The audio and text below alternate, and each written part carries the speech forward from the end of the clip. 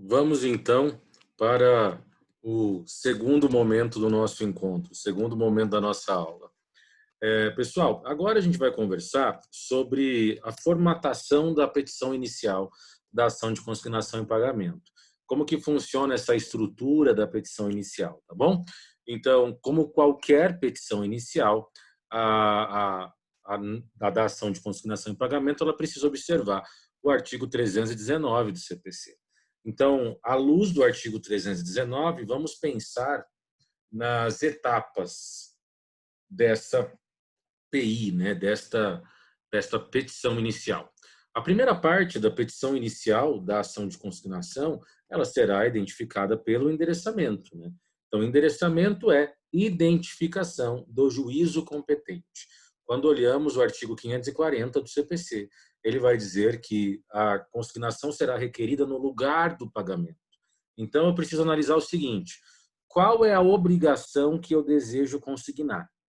Essa obrigação, ela é advinda de um contrato? Ela é proveniente do quê? Esta obrigação que eu quero realizar a consignação, qual era o lugar do pagamento? Qual era o lugar do cumprimento dessa obrigação? Então, a regra básica de competência da ação de consignação de pagamento é que é competente o juízo do lugar onde a obrigação deveria ser satisfeita.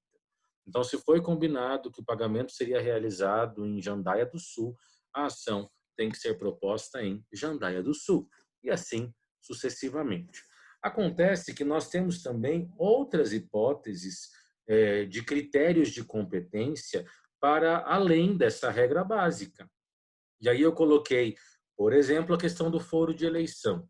Como nós estamos diante de uma competência territorial, competência em razão do foro, em regra, é competência territorial, e competência territorial, em regra, é competência relativa. Se eu tenho cláusula de eleição de foro, artigo 63 do CPC, ela precisa ser observada. Então, se no contrato foi previsto que o foro de eleição para resolver eventuais problemas decorrentes daquele contrato é tal lugar, eu preciso propor a ação respeitando o foro de eleição. Coloquei para você aqui até um recurso especial que faz essa análise. E mais, se o objeto da consignação for um bem imóvel, o objeto da consignação sendo um bem imóvel, aí nós temos que observar a competência prevista no artigo 47, que é a competência do foro do local do imóvel, da situação da coisa, né? Então, sempre que a discussão for em torno de um bem imóvel, aí tem que ser no lugar em que o imóvel se encontra. Essa mesma regra se aplica para a consignação de aluguel, onde o foro competente é o foro onde o imóvel locado se encontra, nos termos do artigo 58, inciso 2, da Lei de Locação. Certo? Então, aqui nós temos várias regras que se referem à figura da identificação do juízo competente. Após o endereçamento, nós temos logo abaixo a qualificação das partes. E essa qualificação, ela é composta pela identificação do autor e pela identificação do réu. Então, o autor, devedor ou terceiro, réu, credor ou suposto credor ou supostos credores. Tá bom? Aí a qualificação mais completa possível, conforme o artigo 319, inciso 2.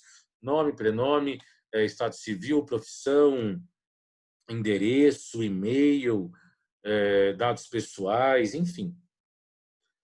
Após, causa de pedir, que é fato e fundamento jurídico. Eu vou contar a história e vou apresentar a fundamentação jurídica relacionada à minha história. Em seguida vem o pedido. A gente já viu isso. Qual é o pedido da consignação em pagamento? Que seja declarada extinta a obrigação, reconhecida a quitação liberando o devedor. Esse é o pedido básico de qualquer ação de consignação em pagamento. E aí nós temos os requerimentos. Nos requerimentos, nós temos requerimentos específicos, para além daqueles previstos no 319. Então, 542 fala, na petição inicial, o autor requererá. Se ele coloca requererá, é porque ele está nos dizendo quais são os requerimentos. Atenção para os verbos. Inciso 1, o depósito da quantia ou da coisa devida, a ser efetivado no prazo de 5 dias contados do deferimento. Então, na minha petição inicial de consignação, eu vou fazer esse seguinte requerimento, que Vossa Excelência me autorize a realizar o depósito da quantia, se for em dinheiro, ou me autorize a realizar o depósito do veículo tal, a pessoa a ser indicada por Vossa Excelência no prazo de até 5 dias, contados do deferimento. E aí o juiz fará essa autorização e eu terei 5 dias, até 5 dias após o deferimento, para realizar o depósito. Esse requerimento precisa ser formulado. Tem uma exceção, em que eu não formularei esse requerimento, que é se eu fiz a tentativa anterior da consignação extrajudicial. Então, se antes de ir para a via judicial eu tentei extrajudicialmente, eu não vou precisar requerer esse prazo para depositar, porque o depósito já vai ter sido feito na fase extra. Mas a gente vai falar sobre isso daqui a pouco, relaxa. A regra é, fiz o pedido de consignação, né? Ingressei com a ação de consignação pela via judicial, eu vou requerer prazo de até 5 dias para fazer o depósito. Eu vou também requerer a citação do réu para levantar o depósito, fazer o saque daquilo que foi ali entregue, ou então oferecer contestação. Tá? Então, isso também é um requerimento que eu preciso formular. Se não for realizado o depósito nesse prazo de até 5 dias, o processo será extinto sem resolução de mérito e vai ficar sem efeito aquele depósito. Então, provavelmente vai estar atrasado, daí o cumprimento da obrigação, e a gente vai ter os desdobramentos desse atraso. As indicações de prova, aqui as provas genéricas que se coloca sobre qualquer processo, né? Requer provar o alegado por todos os meios de prova em direito admitidos, em especial documental, testemunhal, enfim, as provas que a pessoa possuir ou desejar produzir. E valor da causa, uma petição inicial tem que ter valor da causa. A regra em torno do valor da causa é extremamente simples. Então, deve ser indicado o valor da causa de acordo com o benefício patrimonial auferido. Então, se a pessoa ela tem uma dívida que ela diz ser de R$ 5.000, o valor da causa é R$ 5.000, mas aqui, meus caros, muito cuidado para o valor da causa em prestações periódicas, porque existe um costume podre e errado de que o valor da causa, quando eu tenho prestação periódica, é 12 vezes o valor de uma prestação. Você pensa assim, que você toma no nariz. Na verdade, quando eu tenho prestações periódicas, prestações sucessivas, o valor da causa é o valor equivalente a uma prestação anual. O que acontece é que, normalmente, a periodicidade é mensal. Normalmente. Então, acabará sendo 12 vezes o valor de uma prestação. Esse é o normal. Mas isso não quer dizer que sempre eu vou multiplicar por 12. A regra é o valor equivalente a um ano. Por exemplo, em arrendamento, não é comum pagar valor por mês. Em arrendamento, o comum é você pagar valores semestrais ou até mesmo anuais. Então, se eu tenho um arrendamento onde foi fixado, estabelecido o dever de pagar um valor X no ano, a ser depositado no dia 10 de dezembro, todo ano, por 5 anos. Então, são 5 parcelas, cada uma vencendo no dia 10 de dezembro do respectivo ano. Qual é o valor da causa? O valor de uma parcela, porque é sempre a equivalência a um ano de prestação. A não ser que eu tenha menos prestações do que um ano. Menos é péssimo, né? Então, essa situação de multiplicar por 12 é só se as prestações forem superiores a um ano. E aí forem mensais. Porque se for 6 parcelas, aí eu vou multiplicar só por 6. 8 parcelas mensais, eu vou multiplicar só por 8. Agora, se forem 8 parcelas semestrais, o valor da causa é o valor de 2 parcelas, porque é o valor equivalente a uma prestação anual. Muito cuidado com isso na hora de identificar o valor da causa, tá bom? Depois, local, data e assinatura. Ponto importante para a gente conversar sobre consignação em pagamento, que é o prazo para consignar. Até quando eu posso realizar a consignação em pagamento e ser protegido e beneficiado enquanto devedor? A regra nos diz que a consignação deve ser proposta até o vencimento da obrigação.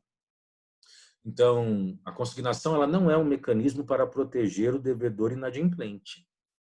Ela é um mecanismo para proteger o devedor consciente da sua obrigação e que quer adimplir no prazo adequado, mas percebe que não vai ser possível.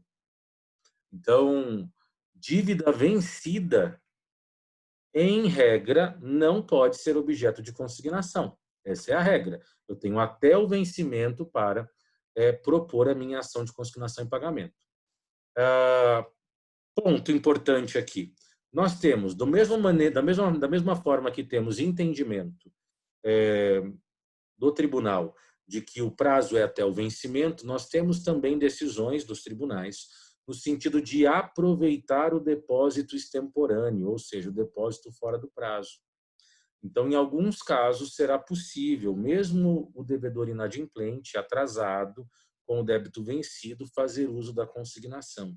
Poxa, professor, mas como eu vou saber se é uma hipótese de poder consignar mesmo atrasado ou se é uma hipótese de não poder consignar mesmo atrasado? Eu preciso olhar para a obrigação. Nós temos obrigações que o atraso resulta na rescisão da obrigação, na rescisão do contrato, vai depender do que está previsto no contrato. Se a obrigação prevê nas suas cláusulas que o atraso vai resultar na extinção da obrigação, na rescisão do contrato, enfim, aí eu não vou ter o que fazer, não tem como eu consignar, vai estar rescindido o contrato, e aí o máximo que eu vou ter que discutir é a questão da multa, dos efeitos da rescisão. Agora, se é uma obrigação que não tem essa previsão de que o atraso resultará na rescisão, então eu posso consignar, mesmo atrasado. Por exemplo, financiamentos. Normalmente as pessoas podem atrasar o financiamento alguns dias e tal, isso não vai gerar a rescisão do contrato de financiamento. Está tudo certo. Né? Então, nesses casos, tudo certo, fazer a consignação, mesmo com um pouco de atraso, sem nenhum problema. O que a gente vai ter que tomar cuidado é que a interrupção dos juros e a consequência do atraso vai incidir, normalmente. Eu posso ter a multa daquela parcela, enfim, isso aí é normal, é exercício regular do direito.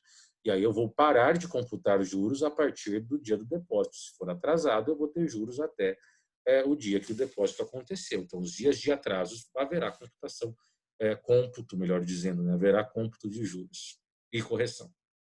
Bom, consignação extrajudicial. A consignação extra ela é prevista nos parágrafos do artigo 539.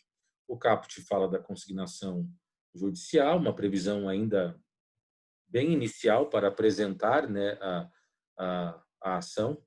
E aí os parágrafos falam da extrajudicial. Vamos lá. Primeira coisa, consignação extrajudicial só é possível quando a obrigação é de pagar quantia em dinheiro. Nós não temos obrigação extrajudicial, consignação extrajudicial para consignar bens. Um bem móvel ou um bem imóvel, por exemplo, uma moto, um carro, uma casa, um terreno. Não. Tá? Tem que ser dinheiro. Como que funciona o procedimento da consignação extrajudicial?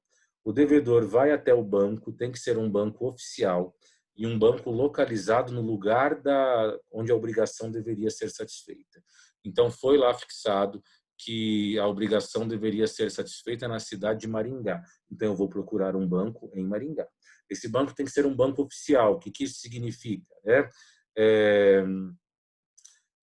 A princípio seria a Caixa Econômica ou o Banco do Brasil. E aí, diante disso, ele vai até o banco e faz o depósito. Existe uma linha de conta específica para esse fim, para essa finalidade, para a consignação.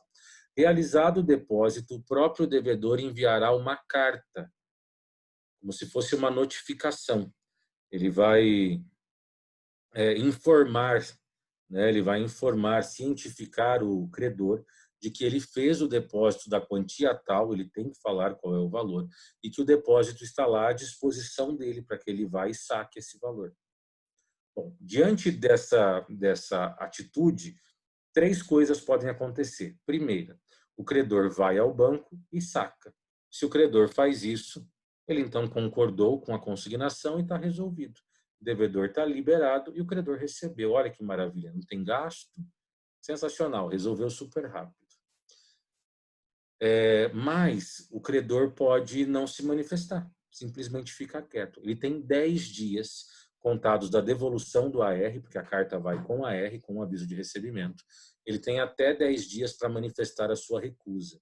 Se passados 10 dias o credor não se manifesta, entende-se que ele aceitou. Aqui é a ideia do quem cala consente mesmo. Se ele não se manifestar, o devedor será liberado da obrigação também, e o dinheiro ficará lá à disposição do credor. Agora, se o credor se manifesta recusando a consignação, recusando o depósito, diante dessa recusa, abre-se prazo de 1 mês para o devedor, que é o que fez o depósito, ingressar com a medida judicial, com a ação de consignação. Importante, pessoal, essa recusa do credor, ela é enviada ao banco e não ao devedor. Muito cuidado com isso. Por exemplo, se você for advogado do credor, e aí você informa ele errado e ele envia a recusa para o devedor e não para o banco. O devedor só espera, deixa passar os 10 dias e pronto. Está liberado, porque o credor não fez do jeito certo. Então, a recusa é para a instituição financeira, para o banco. E após isso haverá, se houver a recusa foi enviada no prazo de 10 dias para o banco, abre-se prazo de 1 mês para que o devedor ingresse com a medida judicial. Por isso, meus queridos, que quando o devedor passou pela fase extra, ele não vai na petição inicial requerer o prazo para depositar, porque esse depósito já existe. Ele só vai indicar que o depósito está na conta tal, no banco tal. Então, não vai ter aquele requerimento de 5 dias para realizar o depósito, porque o depósito já foi feito. Simples assim. Muita atenção, pessoal. Aqui no escrito do material eu coloquei 30 dias. Não é 30 dias, é 1 mês, tá? Previsão do parágrafo 3º. Então, o prazo é prazo de 1 mês para a realização da propositura da ação de consignação em pagamento. Não podemos nos esquecer que quando falamos de prazos judiciais, 1 mês não corresponde a 30 dias. Vai depender do mês em que aconteceu esse depósito. Então, se isso acontece, por exemplo, no mês de fevereiro, o cômputo de 1 mês vai ser o cômputo referente aos 28 dias de fevereiro. Então, eu tenho que tomar muito cuidado com esses detalhes de prazo. Se a petição inicial, a ação de consignação, não for proposta dentro desse prazo de 1 mês, fica sem efeito o depósito. E aí, incidência de juros e tudo mais, aquilo que a gente já falou. Beleza? A ação de consignação, ela foi proposta, ação judicial. O credor, como réu, ele pode contestar. Ele pode aceitar o depósito e tal, ele pode contestar. Na contestação, o que pode o credor alegar na contestação? Artigo 544. Ele pode dizer que não houve recusa, não houve nenhuma recusa em receber, o devedor nem procurou ele, que isso não existe. Segundo, que a recusa foi justa. Não, o produto que ele veio me trazer é uma porcaria, não vou aceitar isso, foi isso que eu comprei, por isso que eu recusei. Então, a recusa foi justa. Recusei porque eu devia recusar mesmo. 3, o depósito não foi feito no prazo nem no lugar.